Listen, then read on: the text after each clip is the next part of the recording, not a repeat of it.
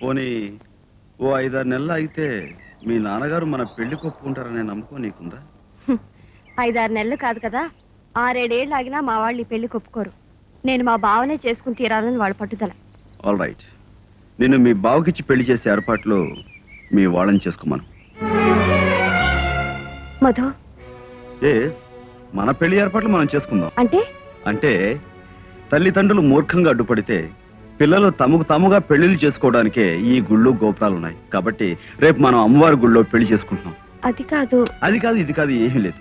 నువ్వు రేపు సరిగ్గా 10 గంటలకి ఆఫీస్కి అని చెప్పేసి గుడి దగ్గరకు వచ్చేసాయి. నేను నీ కోసం ఓ చేత్తో జీలకర్ర బెల్లం, మరో చేత్తో మంగళసూత్రం పట్టుకుని మొబైల్ పెళ్లి పందిలా వెయిట్ చేస్తూ ఉంటాను. ఓకే? Say okay.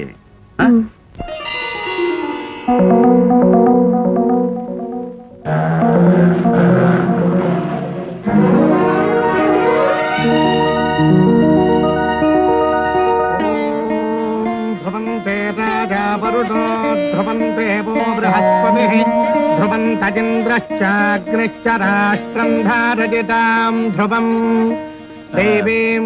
మిగతా మంత్రాలు మాకు అబ్బాయి పుట్టే చదవచ్చు. మీ ముందుగా మాంగళ్యం తంతున ఆయన తంతేదో కానివ్వండి, పని అయిపోతుంది. ఓం మాంగళ్యం తంతునానేన మమ జీవనే.